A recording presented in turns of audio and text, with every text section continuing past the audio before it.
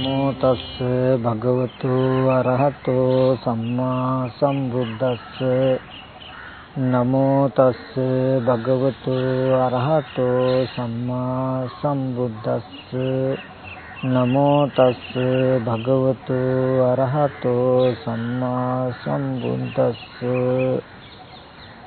යතෝ කෝ ආවසෝ අරිය ශාවකෝ උපාදානං ච පජානාති උපාදාන සමුදයං ච පජානාති උපාදාන නිරෝධං ච පජානාති උපාදාන නිරෝධගාමිනී පටිපදං ච පජානාති එත්තාවතාපි කෝ ආවසෝ අරිය ශාවකෝ සම්මා දිට්ඨි හෝති උජුගතාස්ස දිට්ඨි ධම්මේ අවෙච්ඡප්පසාදේන සමන්නාගතෝ ආගතෝ ඉමං සද්ධම්මන්ති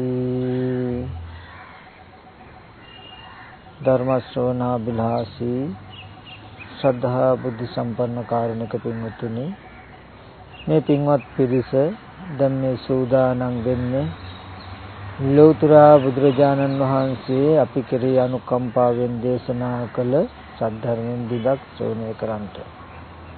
විශේෂයෙන්ම අපි සම්මා දිට්ඨි සූත්‍රයේ සම්මා දිට්ඨිය ඇති කර ගැනීම පිණිස සරියුත් මහ රහතන් වහන්සේ දේශනා කළ දහම් පරයයන් ගැන සාකච්ඡා කළා.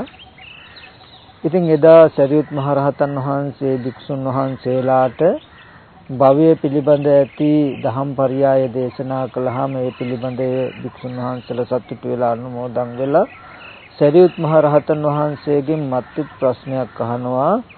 එවත්නි සාරිපුත්‍රයන් වහන්සේ ශ්‍රාවකයන්ගේ සම්මා දිට්ඨිය ඇතිවීම පිණිස පවතින තව ක්‍රමයක් තියෙනවද, තව ක්‍රමයක් කියන්න පුළුවන්ද කියලා. ඒ අවස්ථාවේදී සරියුත් මහ රහතන් වහන්සේ දේශනා කරන එවත්නි තව ක්‍රමයක් තියෙනවා, තව ක්‍රමයක් පනවන්න පුළුවන්.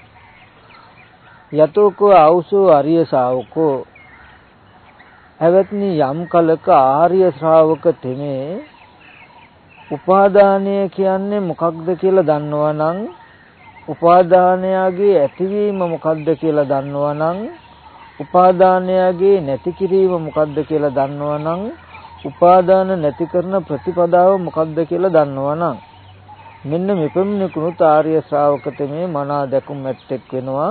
ඔහුගේ දැකීම ඍජු බවටපත් වෙනවා. ගුණ දැන ධර්මයේ පැහැදීමෙන් යුක්ත කෙනෙක්, මේ ශාසනයට ආපු කෙනෙක් කියලා කියන්න පුළුවන් කියලා දේශනා කළා.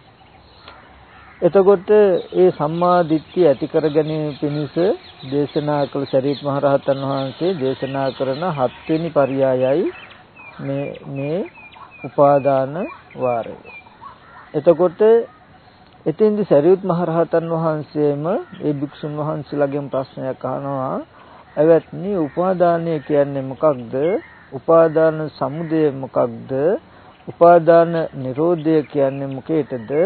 ඒ වගේම උපාදානය නැති කරන ප්‍රතිපදාව කියන්නේ මොකක්ද කියලා සරියුත් මහ රහතන් වහන්සේම මේ ධර්මයන්ගේ අර්ථය විවරණය කරලීමේ අදහසින් භික්ෂුන් වහන්සේලාගේ ප්‍රශ්නේ අහලා ඒකට තමන් වහන්සේම පිළිතුරු සපයනවා. එවත්නි උපාදානය කියලා කියන්නේ මේ උපාදානයේ 4 ආකාරයයි. කාම උපාදාන, ditthi උපාදාන, අත්වාද උපාදාන. එතකොට මේ තණ්හාව නිසා උපාදානය ඇති වෙනවා. උපාදානය ඇති වෙන්න හේතුව තමයි, ප්‍රත්‍යය තමයි මොකද? තණ්හාව.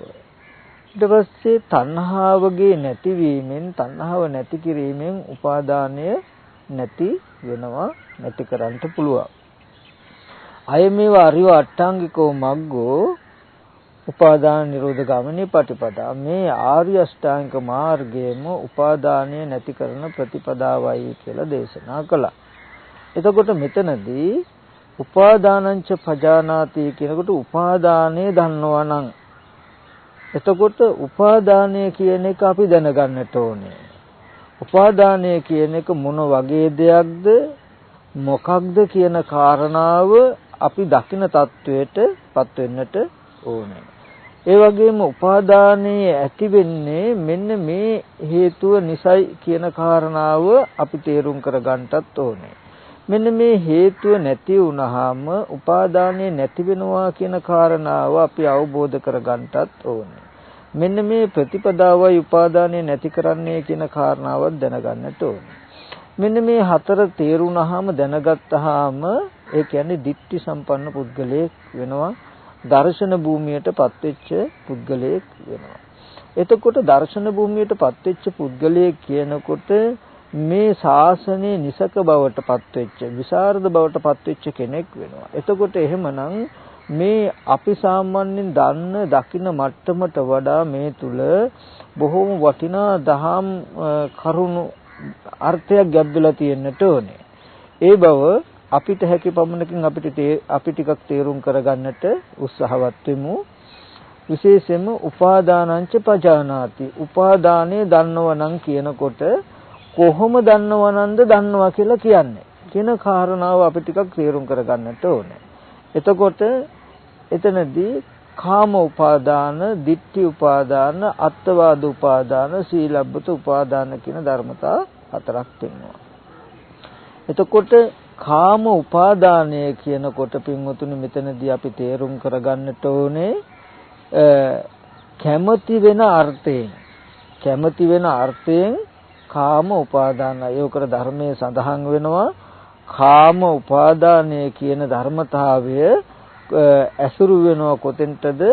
මේ තුන් භූමිය අනුවගේ සියලුම ධර්මතා කැමැති වෙන අර්ථයෙන් කාමයි කියනවා. ඒ තුන් භූමිය අනුව ගිය කුමන හෝ ධර්මයක් අල්ලාන ඉන්නවනම් ඇසුරු කරගෙන ඉන්නවනම් ඒ තා කාම උපාදානය යන ගණයට යනවා. එතකොට විශේෂයෙන්ම පටිසම්භිදා මාර්ගයේ වගේ පොත්වල සරියුත් මහ රහතන් වහන්සේ මේ සතර උපාදානයන් ගැන හොඳට විස්තර කරලා තියෙනවා.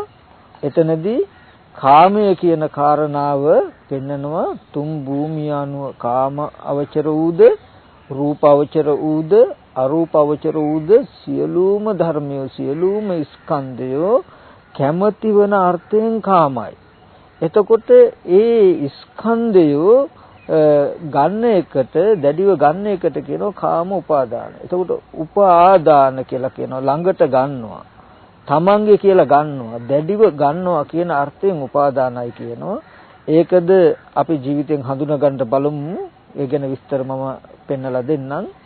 එතකොට කාම උපාදාන කියනකොට තේරුම් කරගන්නට ඕනේ අපි සමහර විටක බොහෝ දුරට අපි අදහස් කරන්නේ යම්කිසි වස්තුවක් අරඹය අපේ හිතේ ඇති වෙන කැමැති ගතියෙන් තමයි අපි කාමය කියන කාරණාව ටිකක් හිතන්නේ. ඒ කාරණාවත් කාමය කියන කාරණාවට ඇතුළත් තමයි. නමුත් මේ කාම උපාදානය කියන කාරණාව ඊට වඩා ටිකක් උඹට ගැඹුරට යන ධර්මතාවයක්. මොකද අරිහත්ත්වයට දක්වාම නොසිඳී පවතින එකම උපාදානය කාම උපාදානය. මේ සතර උපාදානයන්ගෙන් කාම උපාදාන, ditthi උපාදාන, අත්වාද උපාදාන, සීලබ්බත උපාදාන කියන මේ හතරෙන් ditthi උපාදාන, අත්වාද උපාදාන, සීලබ්බත උපාදාන කියන මේ තුන් උපාදානයේ ditthi සම්පන්න භවයේදී සෝවාන් මාර්ගයෙන් අවසන් කරන්න පුළුවන්. එතකොට සෝවාන් ඵලයටපත් වෙනකොට මේ තුන් උපාදානය අතහැරෙනවා. නමුත් කාම උපාදානයේ පින්වතුනි අරිහත්ත්වයේ දක්වාම තියෙනවා. ඒ නිසා මේ සතර උපාදානයන්ගෙන්ම මිදුණා කියලා කියන්නේ රහතන් වහන්සේ විතරයි. ඒ නිසායි මේ කාම උපාදානය කියනකොට එතකොට ධර්මයේ පෙන්වන්නේ තුන් භූමිය අනුවගේ සියලුම ස්කන්ධ කැමැති වෙන අර්ථයෙන් අල්ලා ගන්න අර්ථයෙන් කාමයි කියලා කියනවා. තව පැත්තකින් ගත්තාම යම් කාම රාගයක්, කාම ඡන්දයක්, කාම ස්නේහයක් තියෙනවනේ මේ කාම උපාදානය කියලා දකින්න. එතකොට ඒ කාම ඡන්දේ, කාම රාගේ, කාම ස්නේහේ, කාම රාගේ නොයදෙනවා කාමයේ පිළිබඳ යම් කැමැත්තක් තියෙනවා නම්, කාම සංකල්පනාවක් තියෙනවා නම්, කාම ස්නේහයක් තියෙනවා නම් මෙන්න මේ ටික තමයි කාම උපාදානය කියලා කියන්නේ. එතකොට මේ කාම උපාදානයෙන් උපාදාන වෙලා තියෙන්නේ මොකද්ද? මේ තුන් භූමිය අනුවගේ සියලුම ධර්මතා ටික දකින්න ඕනේ කාම උපාදානය කියන තැන. එතකොට ditthi upadānaya කියලා කියන්නේ ditthිය උපාදාන කරනවා. මොකද්ද ditthිය උපාදාන කරන්නේ? මෙලොවක් නැත, මෙලොවේ ඉඳන් පරලෝ යන කෙනෙකුත් නැත, පරලෝ ඉඳන් මෙලොව එන කෙනෙකුත් නැත, මහා යාගයන්ගේ විපාක නැත, කුඩා යාගයන්ගේ විපාක නැත. ඒ කියන්නේ දන් දීමේ පළක් නැහැ කියන තැනක. ඒ වගේම කුසල කර්මයන්ගේ විශේෂ වෙනසක් නැහැ, අකුසල කර්මයන්ගේ විශේෂ වෙනසක් නැහැ. මවට උපකාර කළාට පින් සිද්ධ වෙනවා, කුසල ධර්මයක් විශේෂ කියලා නැහැ. පියාට උපකාර කළාට විශේෂ උපකාරයක් වෙනසක් නැහැ. ඒ වගේම මෙලොවත් පරලොවත් දැනගෙන ලෝකෙට ධර්ම දේශනා කරන ශ්‍රමණ බ්‍රාහ්මණයෝ නැහැ, ඕපපාතික සත්තු කියලා යමක් නැහැ කියලා. මෙන්න මේ වගේ මිත්‍යා දෘෂ්ටියක් තියෙනවා නම් ලෝකයකට කියනවා නියත කියලා. නියත මිත්‍යා දෘෂ්ටියක් තියෙනවා නම්, නියතයි කියලා කියන්නේ මොකේද? මේ සතර අපායට නියතයි මේ වගේ දෘෂ්ටියෙන් යුක්ත කෙනා. මෙන්න මේ වගේ දෘෂ්ටියක් දැඩිව ගන්නවා නම්, දෘෂ්ටියක ඉන්නවා නම් මෙන්න මේකට කියනවා ditthi උපාදානය කියලා කියනවා. එතකොට ඒ කාරණාව දත යුතුයි ditthi උපාදානයේ හැටියට. ඊට පස්සේ අත්වාද උපාදානය කියලා කියන්නේ රූපය ආත්ම වශයෙන් දකිනවා. එතෙන්දී අපි දත යුතුයි අත්වාද උපාදානය කියනකොට 20 ආකාර සක්කාය දිට්ඨිය දත යුතුයි.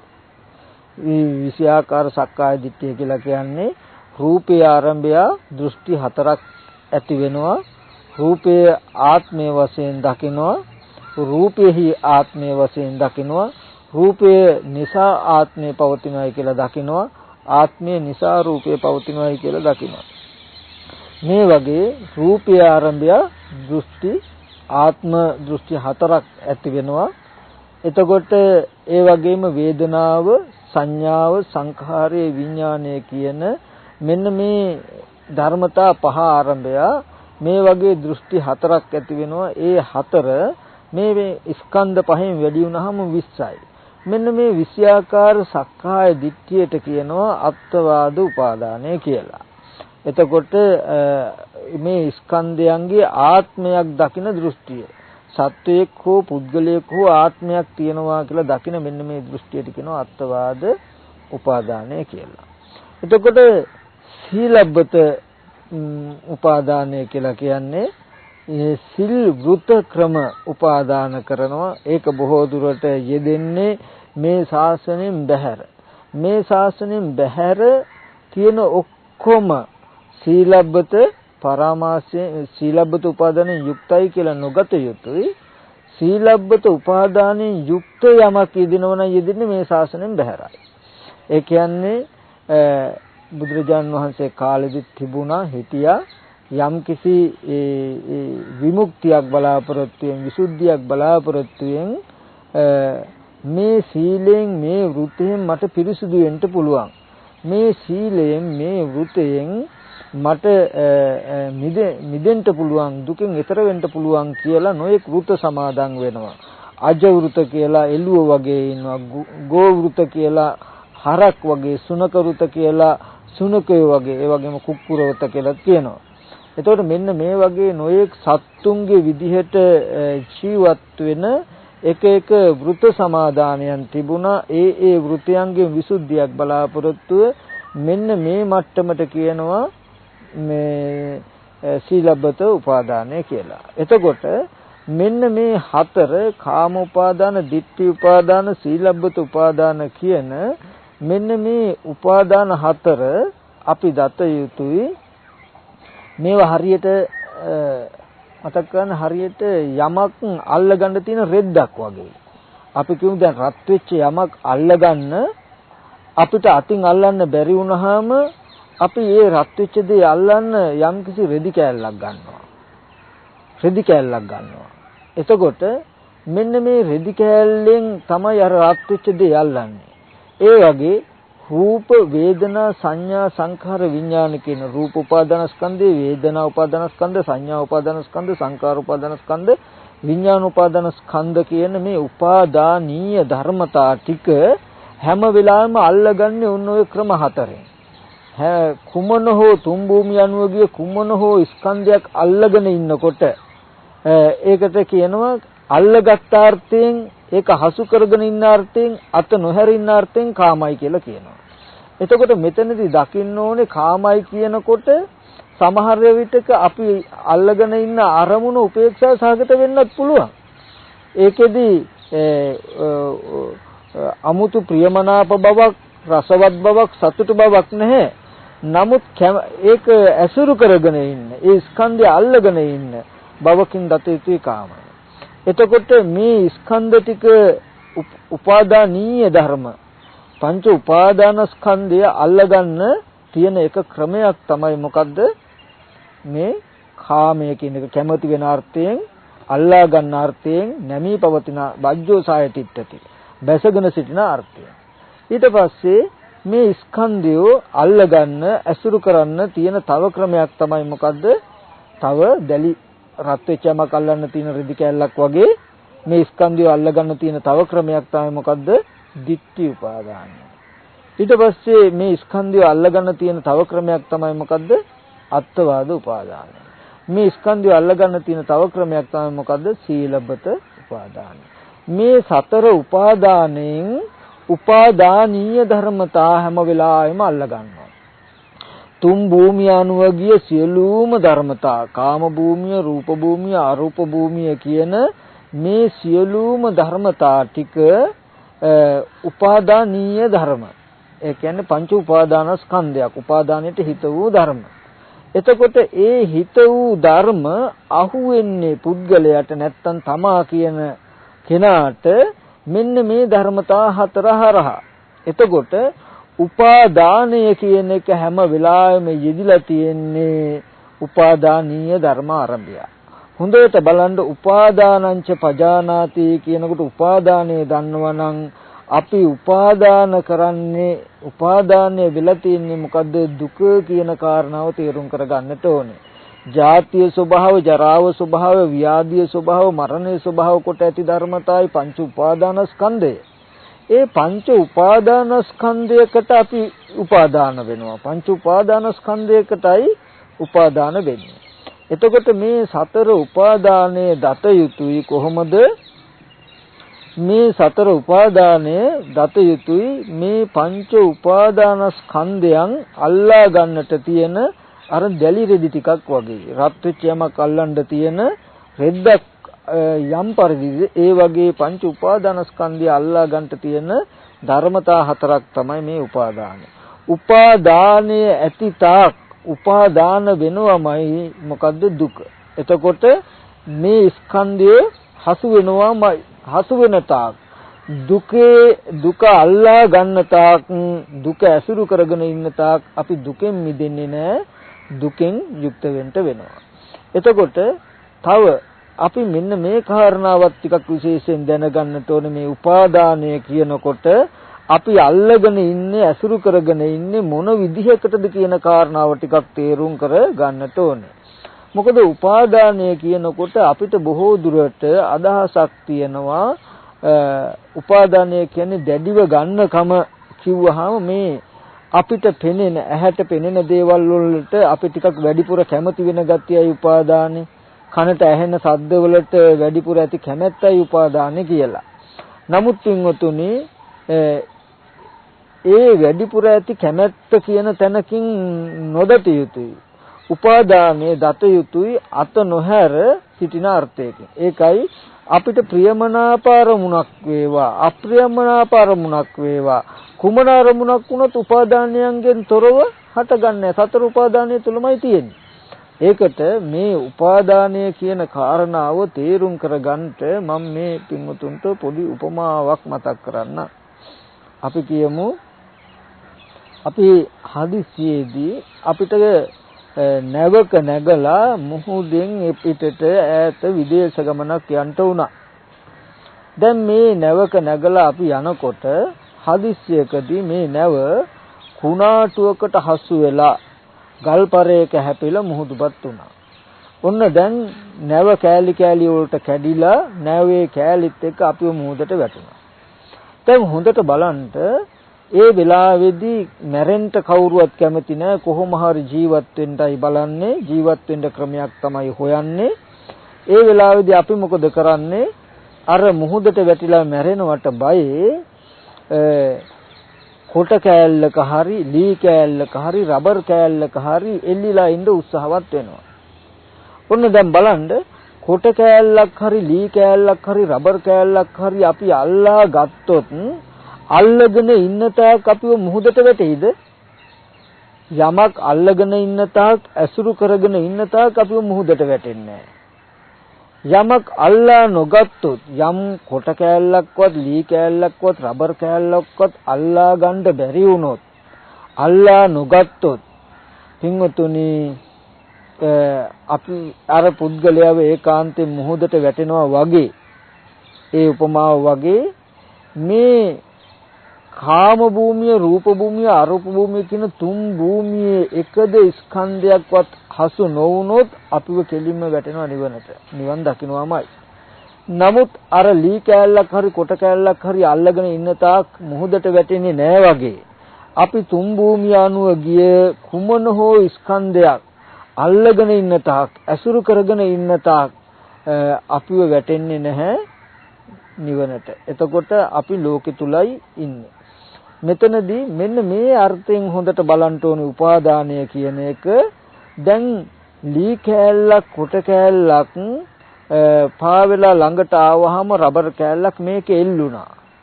එල්ලිලා ඉන්නවා දැඩිව අල්ලගෙන ඉන්නේ. මොකද මේ වැටෙන්න නොදී මුහුදට වැටෙන්න නොදී දැඩිව අල්ලගෙන ඉන්නවා.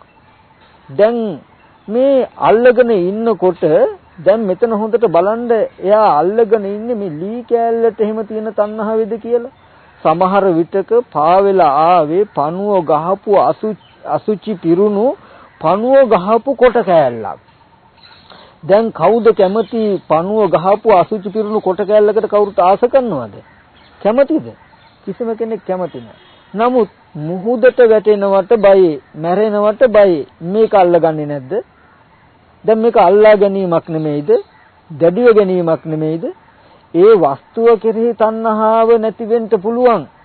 නමුත් මෙන්න මෙතෙන්දි තමයි බොහොම වටිනා ධර්මතා ටිකක් අපිට හම්බ වෙන්නේ.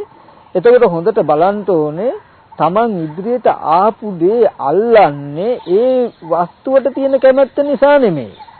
ලී කෑල්ල ඕනේ හින්දා නෙමෙයි, කොට කෑල්ල ඕනේ හින්දා නෙමෙයි, රබර් කෑල්ල ඕනේ හින්දා නෙමෙයි. ඒවට කැමැත්තක් නැහැ. එතකොට මේ මෙතනදී ලී කෑල්ල කොට කෑල්ල රබර් කෑල්ල අල්ලගෙන ඉන්නවා. අල්ලගෙන ඉන්න තාක් ඒ කියන්නේ දැන් හොඳට අහුවෙලා, තදට අහුවෙලා, කළුව අහුවෙලා කියන්නේ පැවැත්මම ඒ තුල තමන්ගේ. ඒ නිසා එතකොට මුහුදට නොවේටි ඉන්න පුළුවන් එයාට. ඔන්න දැන් උපාදානව ඉන්නවා. ලී කෑල්ලක් හරි කොට කෑල්ලක් හරි රබර් කෑල්ලක් හරි උපාදානව ඉන්න තාක්, ඇසුරු කරගෙන ඉන්න තාක්, අල්ලානේ ඉන්න තාක් මුහුදට වැටෙන්නේ නැහැ. එතකොට උපාදානය කියන එක ඔන්න ඔය අර්ථයකින් දකින්න හුරු වෙන්නට ඕනේ. මේ හිතෙන් අපි ඉදිරියෙන් තියෙන යමකට කැමති වෙනවා කියන තැනකින් දකින්න එපා. ඇසුරු කරන අර්ථයකින්, වාසය කරන අර්ථයකින්, අත නොහැර ජීවත් වෙනවා කියන අර්ථයකින් දත යුතුයි මේ උපාදානය කියන එක. අල්ලගෙන ඉන්නවා. එතකොට ඒ වගේ අපි ඒ කොට කෑල්ල ලී කෑල්ල අල්ලගත්තා වගේ කාම අවචරූත් රූප අවචරූත් අරූප අවචරූත් කුමන හෝ ස්කන්ධයක්. එතකොට ඒ හම්බ වෙන ස්කන්ධයේ ඇස් ඉදිරි පිටට එන රූපය අප්‍රියමනාප එකක් වෙන්න පුළුවන්. අපි දැක්ක පාවෙලාපු කොටේ අසුචි වැකුරුණු පණුව ගහපු කොට ගෑල්ලා. නමුත් අපි ඒක අල්ලගත්තා. වැටෙන්න නොදී. ඒ වගේ Taman ඇස් ඉදිරි පිටට එන අරමුණ අමනාප එකක් වෙන්නත් පුළුවන්, මනාප එකක් වෙන්නත් පුළුවන්, අමනාප මනාප නොවු උපේක්ෂා සහගත වෙන්නත් පුළුවන්. ඒ වගේ මේ ආයතන 6 ඉදිරි පිටට මෙන අරමුණු එහෙමයි. එතකොට මේ තුන් භූමිය අනුගියේ කාමවචරූත්, රූපවචරූත්, අරූපවචරූත් මේ සියලුම ස්කන්ධ ටික ගන්න මේවා කැමති වෙන අර්ථයෙන් කාමයි, අත නොහරින අර්ථයෙන් කාමයි කියලා කිව්ව මතක් කළා මම. මෙන්න මේ ස්කන්ධ ඇසුරු කරගෙන ඉන්න තාක්ම පින්වතුනි අපිව නිවනට වැටෙන්නේ නැහැ. නිවනට යොමු වෙන්නේ නැහැ. එතකොට යම් කිසි වෙලාවක අර පුද්ගලයාට ලී කෑල්ලක් හරි කොට කෑල්ලක් හරි රබර් කෑල්ලක් හරි අල්ලගන්න බැරි වුණොත් උපාදාන නොවුනොත් ඒ කාන්තයෙන් මොහොතට වැටෙනවා වගේ තුන් භූමිය අනුව ගිය එකදු ස්කන්ධයක්වත් හසු නොවුනොත් ඒ කාන්තයෙන් එයාව නිවනට වැටෙනවාමයි නිවනටපත් වෙනවාමයි. එතකොට මෙන්න මෙතනදී මෙන්න මේ අර්ථයෙන් දකින්න ඕනේ උපාදානය කියනකොට අත නොහැර ඉන්න අර්ථයෙන් අපි දත යුතුයි. ඔන්න ඔය උපමාවෙන් දකින්න ඕනේ උපාදානය කියලා කියන්නේ මෙහෙම දෙයක් කියලා. එතකොට උපාදාන වෙලා තියෙන්නේ උපාදානීය ධර්මයන්ගෙන්. උපාදානය වුණාම උපාදානීය ධර්ම අහු කරගත්තා කියලා කියන්නේ ඔන්න ඔය අත නොහරින කියන අර්ථයෙන් දකින්න ඕනේ. උපාදානීය ධර්මයන් උපාදානය කරන ධර්මතා හතර දකින්න ඕනේ. හරියට රත් වෙච්ච යමක් අල්ලන රෙදි කෑල්ලක් වගේ. රත් වෙච්ච යමකින් මේ රෙදි කෑල්ලකින් රත් වෙච්ච යමක් අල්ලගත්තාම අල්ලගෙන ඉන්නවා ඇසුරු කරගෙන ඉන්නවා දැන් අපි ඒ දේ. එතකොට ඔන්න උපාදානව ඉන්නවා කියලා කියනවා. මෙන්න මේ විදිහට උපාදානංච පජානාති කියනකොට තුන් භූමිය අල්ලගෙන ඉන්නවා ඇසුරු කරගෙන ඉන්නවා කියලා දකින්නට ඕනේ. තුන් භූමිය කියනකොට දකින්න ඕනේ මේ පින්වතුන් ජාතිය ස්වභාව කොට ජරාව ස්වභාව කොට ව්‍යාධිය මරණය ශෝක පරිදේ දුක්ඛ දෝමන සුපායාස ස්වභාව කොට ඇති ධර්මයක්. එහෙනම් මේ උපාදානය කියන එක මොකද්ද? දුක තුරුළු කරගෙන ඉන්න අර්ථයෙන් දුක දැඩිව ගන්නා වූ අර්ථයෙන් දුකෙන් බැහැර නොවන අර්ථයකින් දකින්නට ඕනේ. එතකොට උපාදානයෙන් නොමිදුනා කියලා කියන්නේ උපාදානය දුරු නොකළා කියලා කියන්නේ දුකෙන් නොමිදුනා දුක දුරු නොකළා කියන කාරණාව දකින්න තරම් මේ පින්වුතුන් දක්ෂ වෙන්නට ඕනේ. එතකොට මේ උපාදානංච පජානාති කියන ධර්මයේ හරහා ඒ ධර්මයේ තේරුම් කරගත්තොත් මේ පින්වුතුන්ට දුක්ඛ සත්‍ය අවබෝධ වෙන්නට ඕනේ. මොකද උපාදානය කියන්නේ කෙලෙසයක්. ඒ කෙලෙසය තිබුණොත් අපිව ආපහු හසු වෙලා තියෙන්නේ දුකට නේද? මේ හේතුන් දුක ඇති කරවලා තියෙන්නේ කියන කාරණාව දකින්න ඕන. උපාදානය නිසා භවයත් භවය නිසා ජාතියත් ජාතිය නිසා ජරා මරණ ශෝක පරිදේ දුක් දුම්නසුත් දකින්නට ඕනේ. එතකොට උපාදානංච පජානාති කියනකොට දැනගන්නට ඕනේ තුන් භූමිය අනුවගිය කුමන හෝ ධර්මයක් අර වතුරට වැටුණු මිනිහා අල්ලගත්තා වගේ වතුරට වැටෙන්නේ නැතුව ඉන්නවා වගේ නිවනට වැටෙන්නේ නැතුව නිවනට යන්න ලැබෙන්නේ නැත්තේ තුන් භූමිය අනුවගිය කුමන හෝ ධර්මතාවයක් අල්ලාගෙන හිටියොත් එතකොට ඒ අල්ලාගෙන ඉන්න එක දකින්න උපාදානය වුණොත් දකින්න ඒකාන්තයෙන් මේ කර්ම භවයේ උප්පත්ති භවයේ කියන දෙආකාරයකින් භවයේ සැකසෙනවාමයි භවයේ හැදුනොත් ඉපදීම කියන කාරණාව වෙනවාමයි උපන්නොත් ජරා මරණ ශෝක පරිදේ දුක් දුම්නස් ඇති වෙනවාමයි උපාදානංච පජානාති කියනකොට ජරා මරණයට තව නමක් නේද කියන නුවණ එන්නට ඕනේ. කුමක් නිසාද උපාදානය කියන කාරණාව දුරු නොකොට ජරා මරණයන්ගෙන් මිදෙන්න බෑ නේද කියන නුවණක් එන්න ඕනේ. මේ යමක් අල්ලගෙන ඉන්නවා ඇසුරු කරගෙන ඉන්නවා කියන එක නිකන් එකක් නෙමෙයි මෙන්න මේ වගේ ස්වභාවයෙන් යුක්ත එකක් කියන නුවණ එන්නට ඕනේ. උපාදානංච පජානාති කියනකොට මේ ප්‍රත්‍යයෙන් හටගත්ත තුන් භූමිය අනුවගේ කිසිදු ධර්මයක් පේන්න බෑ. අල්ලා ගන්න සුදුසුයි හොඳයි කියලා කුමක් නිසාද? අල්ලා ගත්තොත් අල්ලා ගත්තේ දුකක් කියන නුවණ එන්නට ඕනේ. ඔන්න ඔය දක්වා දකින්නට ඕනේ උපාදානංච පජානාති කියනකොට. තණ්හා සමුදය උපාදාන සමුදය. හොඳට බලන්නට ඕනේ තණ්හාව නිසයි උපාදානය ඇති වෙලා තියෙන්නේ. ඔන්න මේ කාරණාව බලන්න උපාදානය කියන කාරණාව ඇති වෙලා තියෙන්නේ මොකද? තණ්හාව නිසයි කියනවා.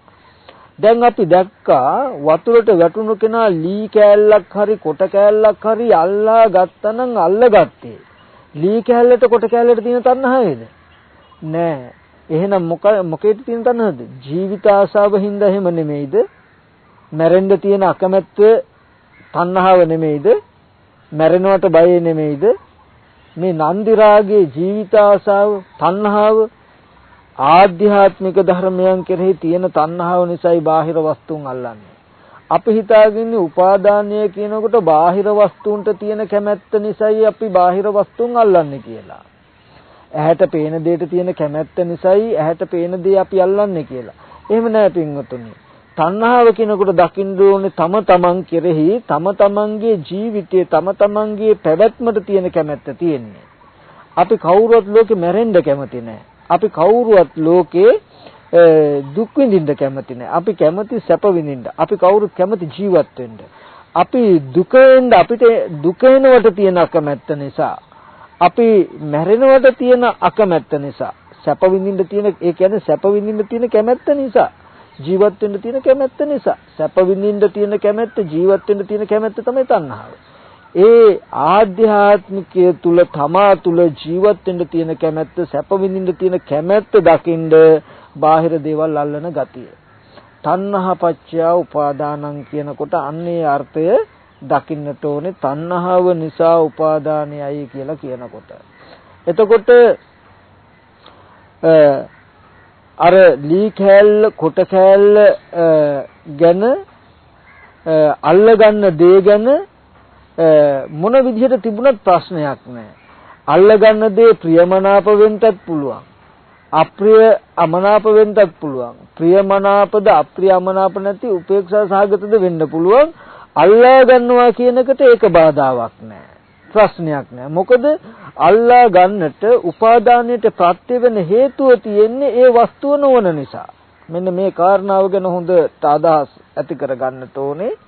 හොඳ දැක්මක් ඇති කර ගන්නට ඕනේ. අර ළඟට පාවෙලා එන කොට කෑල්ල හෝ ලී කෑල්ල ලස්සන එකක් වුණත් කමන්නේ, කැත එකක් වුණත් කමන්නේ, මොන දෙයක් වුණත් ප්‍රශ්නයක් නැහැ.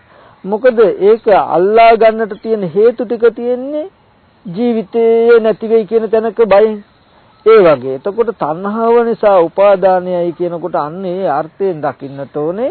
ඒ කාරණාවෙන් කියනවා බාහිර තියෙන වස්තුන්ට නෙමෙයි, වස්තුන්ගේ ලක්ෂණය විනිශ්චය කළා නෙමෙයි මේ උපාදානය යෙදෙන්නේ කියන එක. එතකොට ප්‍රියමනාප දෙයකට විතරක් උපාදානය දකින්න එපා. අප්‍රියමනාප දේ වුණත්, උපේක්ෂා සහගත දේ වුණත් උපාදාන කරගන්න තියෙන ඉඩ හේතුව තියෙන නිසා මෙහි උපාදාන වෙනවමයි. එතකොට තණ්හා නිරෝධෝ උපාදාන නිරෝධා කියලා කිව්වේ. දැන් අර වතුරට වැටුණු කෙනාට එහෙම මරණ බයක් කියලා නැත්තම්, අමුතුවෙන් ජීවත් වෙන්න කියලා ආසාවක් නැත්තම්, අමුතුවෙන් යමක් අල්ලගන්න උත්සාහවත් වෙන්නේ නැහැ. අල්ලගත්තත් එකයි නැතත් එකයි. එතකොට එයා මොනවා හරි දෙයක් අල්ලා නොගත්තොත් අතහැරෙනවා, වතුරට වැටෙනවා වගේ මේ ආධ්‍යාත්මිකයේ තමන් තුළ ජීවත් වෙන්න තියෙන කැමැත්ත, තමන්ට සැප විඳින්න කියන කැමැත්ත අපි තුළ නැති වුණොත් පින්වතුනි අපි බාහිර දේවල් අල්ලගන්නේ නැහැ. තමන් කියන මිම්ම නැති වුණොත් අපි බාහිර දේවල් උපාදාන කරන්නේ. උපාදාන රහිත කෙනා, උපාදාන නැති කරපු කෙනා මේ ජීවිතේම පිරි නිවෙනවාමයි. එතකොට මෙතනදී අපිට දකින්න පුළුවන් වෙන්නට ඕනේ තණ්හාව නැති කළාම උපාදානය නැති වෙනවා කියනකොට යම් කිසි විදිහකදී යම් කිසි තැනකදී බාහිර වස්තුන් නැත්තම් මේ රූප වේදනා සංඥා සංකාර විඥාන කියන මේ පංච උපාදානස්කන්ධය උපාදානීය ධර්ම උපාදාන කර නොගන්න නම් දැඩිව අල්ලාගෙන නොඉන්න නම් අපිට තණ්හාව කියන කාරණාව නැති වෙන්නට ඕනේ. එතකොට තණ්හාව නැති වුණොත් උපාදානය නැති වෙනවා. උපාදානය නැති වුණොත් භවය නැති වෙනවා. භවය නැති වුණොත් ජාතිය නැහැ. ජාතිය නැති වුණොත් ජරා මරණ ශෝක පරිදේ දුක්ඛ දෝමන සුපායාසය නිරුද්ධಂತಿ. උපායාසය නිරුද්ධ වෙනවා. නිවනට නම. එතකොට තණ්හාව කියන එක නැති කළොත් මේ තණ්හා නිරෝධය නිවනයි කියලා පෙන්වන්නේ ඒ නිසා. තණ්හාව නැතිනොත් උපාදානෙ නැති වෙලා ජරා මරණ දුක නැති වෙන නිසා. මේ ආර්ය අෂ්ටාංගික මාර්ගයම දත යුතුයි. මොකද්ද? උපාදාන නිරෝධගාමිනී පටිපදා. උපාදානේ නැති කරන ප්‍රතිපදාව හැටියට. ඒ කියන්නේ මොකද්ද? සම්මා දිට්ඨි, සම්මා සංකප්ප, සම්මා වාචා, සම්මා කම්මන්ත, සම්මා ආජීව, සම්මා වායාම, සම්මා සති, සම්මා සමාධි. එතකොට මේ අංග 8කින් යුක්ත මාර්ගය දකින්නට ඕනේ උපාදානය නැති කරන ප්‍රතිපදාව. සම්මා දිට්ඨි කියලා කිව්වේ මොකද්ද? මෙතනදී ඇත්ත ඇති හැටි දකින්නට ඕනේ. මේ ඇත්ත ඇති හැටි දකින්න ක්‍රමය එක එක තැන්වලදී එක එක ආකාරයට විස්තර කරන්න පුළුවන් එක එක පරියායන්. එකම තැනක් නොයෙක් විදිහේ ක්‍රම වලින් පැති වලින් විස්තර කරන්න පුළුවන් වගේ. එතකොට මෙතනදී සම්මා දිට්ඨිය කියලා කිව්වේ ඇත්ත ඇති හැටි දකින්න කියලා කිව්වේ මොකද්ද?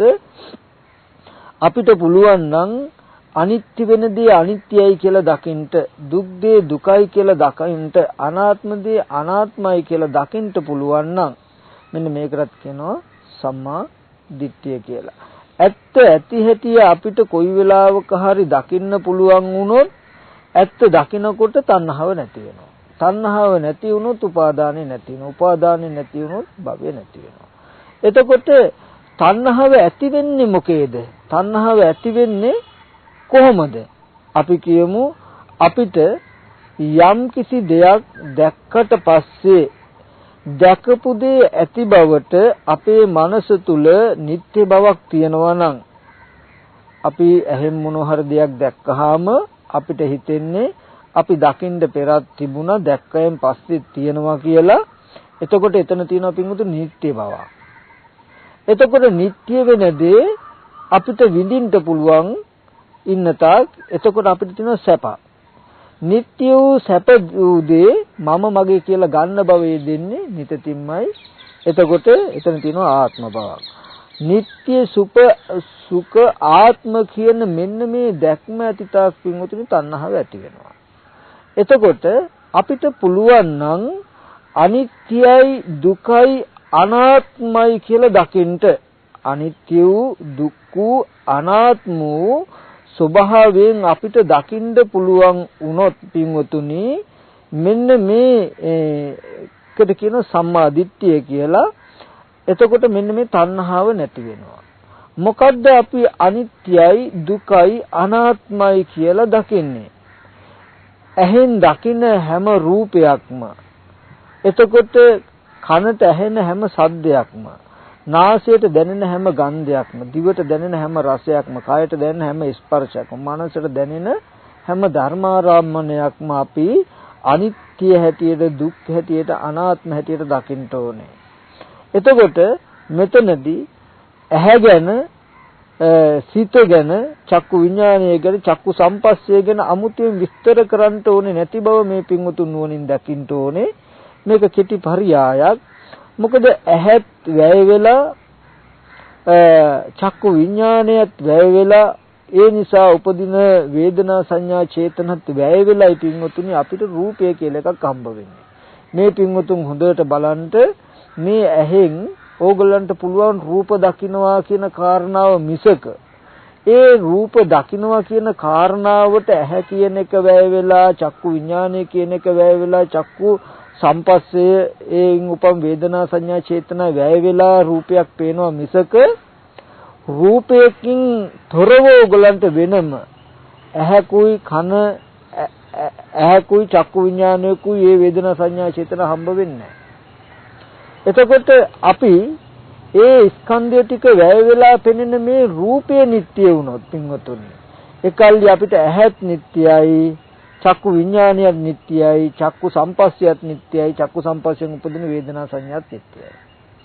යම් වෙලාවක ඇහැට පේන රූපය අනිත්‍ය වුණොත් ඒ වෙලාවේදී අපිට ඇහත් අනිත්‍යයි, චක්කු විඥානයත් අනිත්‍යයි, චක්කු සම්පස්සයත් අනිත්‍යයි, චක්ක සම්පස්සයෙන් උපන්න වේදනා සංඥා චේතනා තියෙනවා නම් ඒ ධර්මියොත් අනිත්‍යයි. ඒ වගේම අපිට කනක්, සෝත විඥානය, සෝත සම්පස්සයෙන් උපදින වේදනා සංඥා චේතනා කියන මේ ධර්මතාත් ඔක්කොම වැය වෙලා බාහිර සද්දය කියන රූපයක් තමයි හම්බ වෙන්නේ.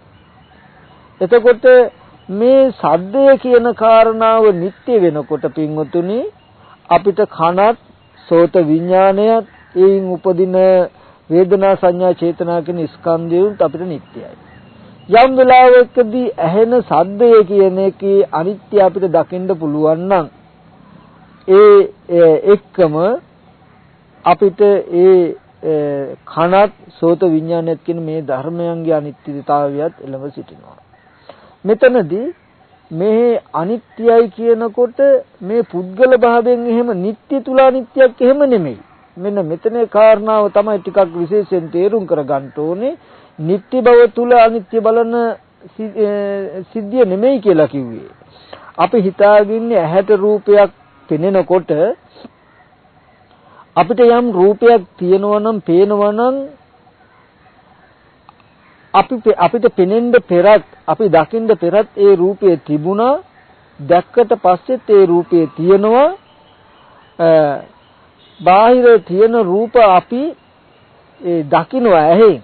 අපි ඇහැ අහකට අරගෙන යනකොට රූපේ පේන්නේ නැති වෙනවා. නමුත් ඒක එතන තියෙනවා. ඒ කියන්නේ යම් වස්තුවක් බලන්න පෙරත් එහෙම රූපයක් තිබුණා, බැලුවෙන් පස්සෙත් රූපයක් තියෙනවා කියලා නිත්‍ය භවක ඉඳගෙන අනේ ඉතින් මේ රූපය නැති වෙලා යනවනේ, රූපය අනිත්‍යයිනේ, වැය වෙනවනේ කියලා හිතනවා. නිත්‍ය භව තුල ඉඳගෙන බලන අනිත්‍ය භවට, අනිත්‍ය මානසිකාරයට, සත්‍යයනාවට කිව්වනේ මේ අනිත්‍ය දකින්නවා කියලා. සම්මා දිට්ඨිය කියලා. ඒකට තණ්හාව නැති වෙන්නේ. ඇයි? ඇති බවක් තියෙනවා. නැති බවක වචන කතා කළාට, නැති බවක අදහසක් තිබ්බට ඇති බව නැති වෙලා නැහැ. එතකොට ඇති බව කියන එක නැති වෙන්නටම ඕනේ. ඉදිරියේදී තියෙන දහම් පරයයන් වලදී මම ඒ පිළිබඳව ආයතනයන්ගේ ලක්ෂණය ගැන විස්තර කරන්න බලාපොරොත්තු වෙනවා.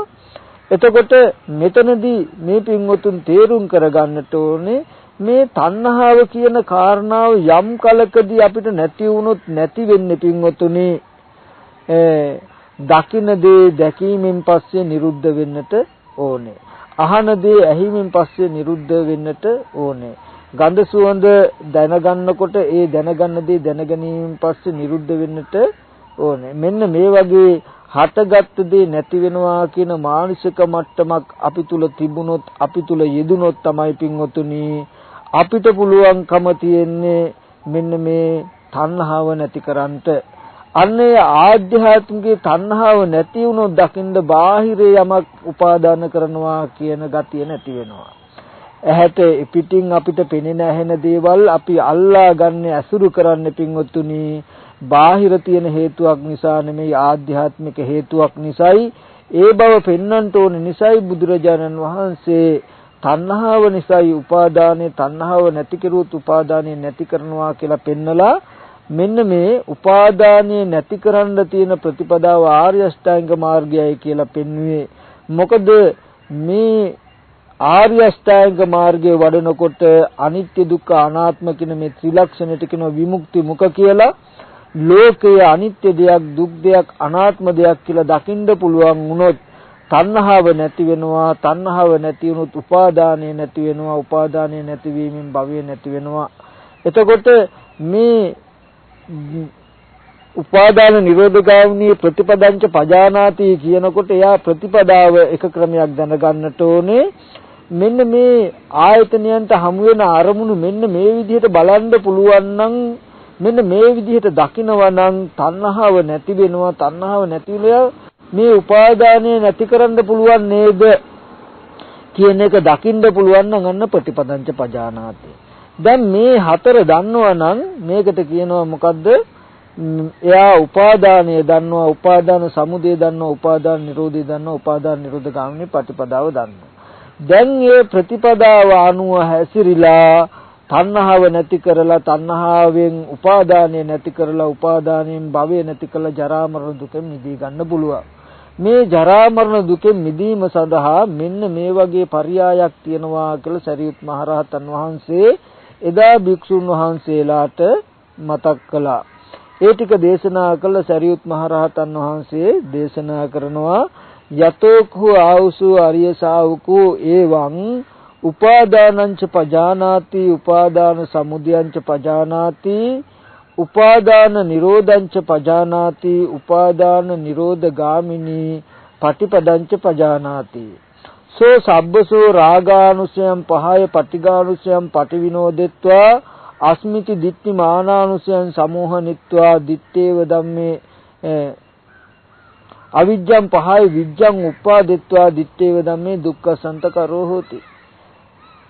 එවත්නි යම් කලක පටන් ආර්ය ශ්‍රාවක තෙමේ මෙන්න මේ විදිහට උපාදානයේ මොකද්ද කියලා දන්නවනම් උපාදානයේ ඇතිවීමක් දන්නවනම් උපාදානයේ නැතිවීමක් දන්නවනම් උපාදානයේ නැති කරන ප්‍රතිපදාවක් දන්නවනම් එවත්නි සෝ සබ්බසෝ රාගානුසයං පහය එයා සියලුම ආකාරයෙන් රාගානුසය දුරු කළා පටිඝානුසයං පටිවිනෝදෙත්වා පටිඝානුසය නැති කරලා දාලා අස්මිති දිට්ඨි මානානුසයං සමෝහනිත්වා මම වෙමි කියන දැකීම හා මානේ නසල සම්පූර්ණම සමෝහනිත්වා අවිජ්ජං පහය විජ්ජං උපාදිත්වා අවිද්‍යාව දුරු කළ විද්‍යාව උපදවාගෙන දිත්තේව ධම්මේ දුක්ඛසන්ත කරෝති මේ ජීවිතේම මේ දුක නැති කරගන්නවා කියලා සරියුත් මහ රහතන් වහන්සේ එදා භික්ෂුන් වහන්සේලාට මේ උපාදාන පරියාය දේශනා කළා. ඒ දේශනාවේදී එදා භික්ෂුන් වහන්සේලා බොහෝම සතුටු වුණා. ඉතින් මෙතනදී පින්වතුනි අපිත් මේ කාරණාවල මම යම් මට්ටමක ඉඟියක් විතරයි මේ දේශනාව තුලදී මතක් කරන්නේ. මේ උපාදානය කියනකොට මෙන්න මේ වගේ ධර්මතා ටිකක් හරහා අපේ දැක්ම අරගෙන යන්න ඕනේ. මේ වගේ අතුල් පැත්තකට කියන කාරණාව පෙන්නනවා. උපාදානය ඇතිවෙන්න තියෙන හේතුව බාහිරින් නොබල ආධ්‍යාත්මිකව දකින්නට අපි දක්ෂ වෙන්නට ඕනේ. උපාදානය කියනකොට උපාදානයේ වෙන තැනම උපාදානයට හේතුව හැටියට දකින්න එපා. ඒකට හේතුව වෙනම දකින්න කියන ඉඟියක් මම කරනවා. ඒ වගේම උපාදාන නිරෝධ වෙනකොට අපි බාහිර යමක් අහුණා නම් ඒකෙ මිදෙන්න කරන්න ඕනේ ආධ්‍යාත්මික යමක් සඳහායි කියන කාරණාව පෙන්නනවා. බාහිර යමකින්ම උපාදානය අතහැරෙනවා නෙමෙයි කියන කාරණාව පෙන්නලා එදිනෙදා ජීවිතයේ තුල එක තැනක ඉඳගෙන ඉන්නකොට නෙමෙයි මේ ආයතන ඇසුරු කරනකොට ආයතන හරහා ජීවිතේ ජීවත් කරන ගමන් ඇත්ත දකින මට්ටමක් තුලයි තණ්හාව නැති කරන්න පුළුවන් වෙන්නේ කියන කාරණාවක් මම මේ පෙන්වන්නට උත්සාහවත් වෙන්නේ.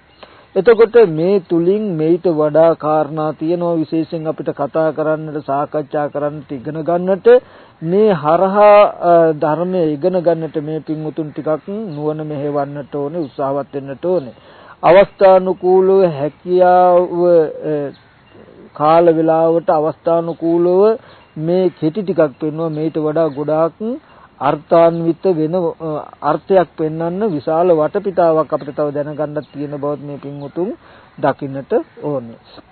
ඉතින් මෙන්න මේ පරියාය ඉගෙන ගත්තාම ditthi සම්පන්න පුද්ගලයෙක් වෙනවා කියලා කිව්වේ තුන් ලෝකෙම තුන් භූමියේම නොයැලෙන මනසක් හදාගෙන මේ තුන් භූමියම උපාදාන නොකොට අනුපාදා පරිනිර්වාණයෙන් පිරිනුවම් පාලා ක්ලේශ පරිනිර්වාණයක් කළා. ඊට පස්සේ සියලුම ස්කන්ධය බහ තැබීමෙන් වශයෙන් අනුපදිශේෂ පරිනිර්වාණ ධාතුයෙන් පිරිනුවම් වැඩලා සියලුම දුක අවසන් කරන්න පුළුවන්කම මේ දහම් පරයය තුල තියෙනවා. මේ දහම් පරයය අනුපවාදා පරිනිර්වාණයෙන් පිරිනිවීම පිණිසම මේ උපාදානය පිළිබඳ දහම් අවබෝධය හේතු වේවා කියලා හැමදෙනාම අදහස් කරග ගන්නට ඕනේ. හොඳයි එහෙනම් හැමදෙනාම සාදුනාදයක් පවත්වන්නට ඕනේ. විශේෂයෙන්ම අද දවසේද